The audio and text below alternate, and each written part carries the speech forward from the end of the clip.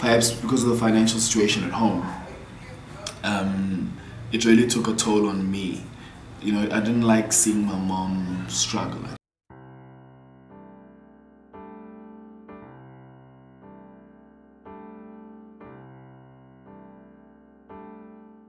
And we weren't struggling where there was no food or anything like that, but it was really just, it was bad. It was really bad because, you know, I know she was in a lot of debt and that sort of thing. And it was just stressful. You know, she was always working. She was always, you know, it was really, and I was going through my own stresses with schoolwork. For example, if I battled with something, if I was battling with accounting and that sort of, so I had my own little issues, and also this issue of not fitting in, you know, being a part of a group but not fitting in. My mother was 17 when she had me, and my dad was 24, so my dad was staying at his house. You know how it is, at home, at his home.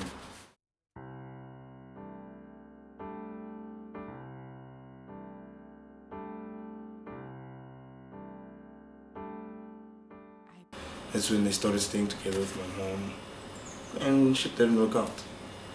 My mom left. I woke up one day, I was still in grade 1, not grade 2, grade 1. I was 7. I woke up one morning, my mom made me pie, gave me my lunch, came back in the afternoon, she was gone. No, I hated my mother. I hated my mother. I was in grade 10, and you know when I still used to keep a diary.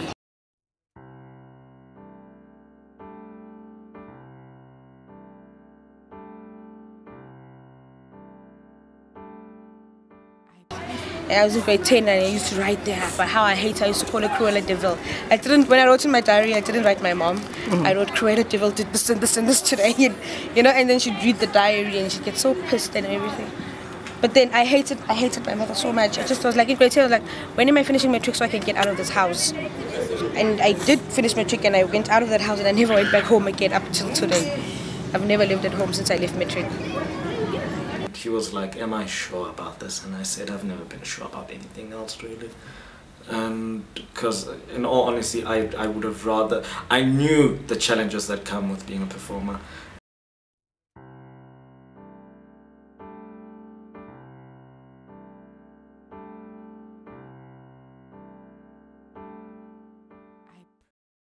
But I have to assure him that this is something that can work, and that was not easy, because then I remember within him accepting that I was going to do it, and then I applied to Pretoria Technikon, and I went to Pretoria Technikon to the drama department, and then there you have to go through an audition process where you have to learn a full page of a prose, and I remember it in detail. She put her pen down and it was dead quiet in that room, and she was like, no, I can't, my baby, you're gonna have to go back home.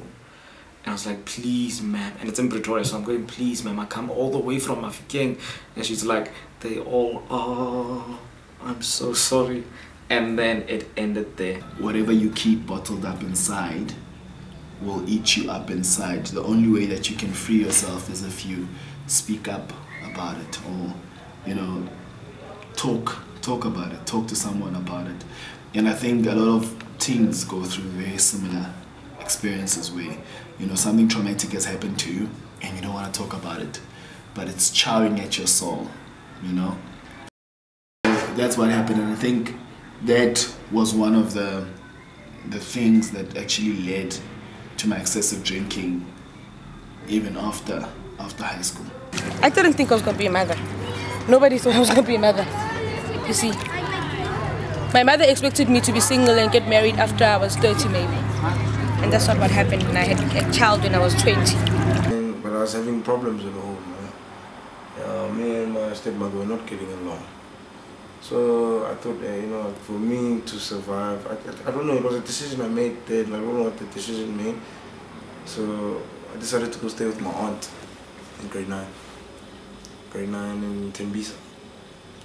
My biggest fear in it is for the work that I do and the love that I have for the work, the love I have for this work that I do, the day that it betrays me in terms of me not getting any jobs anymore, and this principle that I stood by, where I will do what I want, and then it flips on me.